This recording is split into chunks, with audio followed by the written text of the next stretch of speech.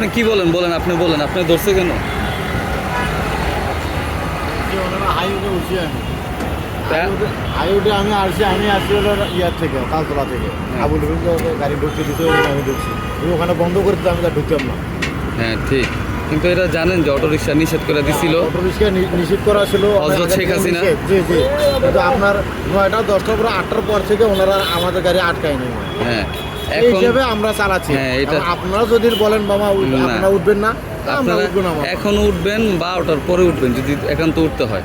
আর একটা ব্যাপার শুনেন, আপনি যদি এখন রোডে উঠেন অটো নিয়ে, তাহলে হাজার হাজার লাখ লাখ মানুষ এলাকার ভিতরে চালায়, নিষিদ্ধ করে দিলে আপনার কারণে সবার ক্ষতি। সবার ক্ষতি। এখন তো কেউ নিষেধ করতেছে না, এলাকাতে আপনারা চালান, জি। কিন্তু মেন রোডে আসলে এটা আরেকটা গাড়ির সাথে অ্যাক্সিডেন্ট হয়, একটা সমস্যা তৈরি হতে পারে। জি। এটা ভালো না, জানা এলাকার ভিতরে চালাবেন, বাইরে আর আসবেন না মেন রোডে, ঠিক আছে মামা? অন্যদেরও বলে দিবেন। আমি সমস্যা কি মামা, আমি গাড়িটা নাইট করি মামা, দিনে চালাতে পারি না মামা, আমি নাইট করি বুঝছেন, সত্য ঠিক কথা হয়ে যেটা। যাবে, আরেকটু নরমাল হয়ে যাবে। কেউ আমরা তো পারলে- চাচ্ছি দেশটা শৃঙ্খলা এখন যেহেতু শুনেন, হোক।